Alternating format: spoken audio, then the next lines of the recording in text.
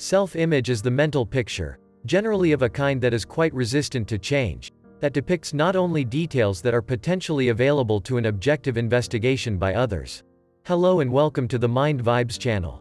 In this video, we will talk about what exactly is a self-image, how do we improve it, and how it originates. So, before moving further, please like this video and subscribe to our channel so that you don't miss our upcoming amazing videos. Alright, let's jump in. A self-image is in its most basic form an internalized mental picture, idea you have of yourself. It's how you think and feel about yourself based on your appearance, performance, and relationships that consistently impact your outlook on life as well as your level of happiness and fulfillment. Ideas for improving self-image. A good self-image can be built by routinely converting setbacks into accomplishments. People would typically call this turning a lemon into lemonade. Having a positive self-image involves having a good view of oneself. For example, someone who has a positive self-image may see themselves as attractive and desirable, believe that they are intelligent, believe that they are inherently happy and healthy, believe that they are making progress toward, or are at least somewhat close to, their ideal version of themselves, believe that others perceive them as having the positive qualities that one sees in themselves.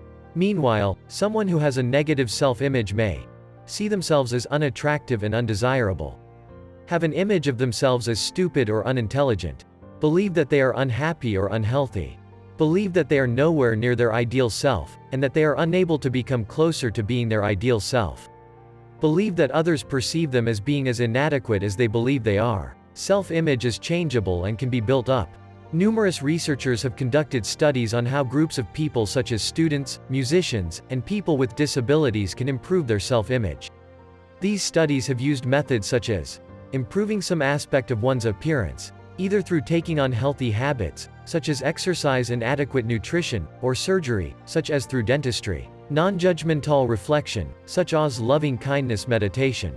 This can help someone reframe self-critical and judgmental thoughts into thoughts that are constructive and more reflective of reality. By using non-judgmental reflection to become more aware of harmful thinking patterns, people can develop a greater capacity to provide themselves with unconditional positive regard. In addition, meditation has been shown to increase one's sense of social connectedness. Self-image is a concept that was theorized in the 60s by Maxwell Maltz in a book called Psycho-Cybernetics. Maxwell Maltz was a plastic surgeon and he realized that his patients reacted in different ways to surgery. There were those who maybe had defects and immediately after the surgery he becomes a new person, so the physical defect was gone and somehow this thing gave him a boost one's personality, perhaps being braver, being more expansive, relating better to people. There were, however, others that despite the surgery had gone to good ending they continued not to feel right. They continued to have discomfort because they looked in the mirror and they continued to see physical defects. They continued to have difficulties from the point of view of the personality of the character. So this led Maxwell Maltz, who took a cue from the studies done previously by Professor Legge, to theorize that evidently there were some physical defects that each of us can have can be easily ascertained by looking in the mirror, and then there were defects in the emotional scars because each of us with two images has a physical image that you can see directly by looking at yourself in the mirror, and then there is an inner image that is much deeper and also much more meaningful, which is what really is you influencing and ultimately determining what you think, what you do and the results you get. So what is self-image? How could we define it? It is a set of personal habits. You can imagine it as a conglomerate of ideas you have about yourself, about your abilities, about what you think you can do and cannot do, about what you can do and what you don't know. Do about the fact that for example you are shy or perhaps outgoing. Why does each of us have ideas about our person, about our abilities? There are two main sources from which it originates the self-image. The first are experiences. We could summarize them in successes and failures, victories and defeats. For some it means at school, for someone else maybe it means in sports, for someone else in business, for someone else in relationships. In short, any type of positive or negative result that you have had in the course of your experience of your life is something that contributes to determining what your image is today. There is another great source that is also very important. Any kind of idea you came into contact with that had to do with your abilities or non-abilities and that came from a person who was relevant to you.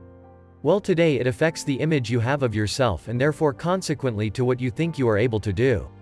All important things that help you to be aware and in some way also to understand the importance of the topic, but the most important thing of all is to apply those who have already happened in the past in business rather than in another area in your life of not feeling up to par, of feeling inadequate, that you were missing something, that you did not have the necessary skills, that you could not make decisions.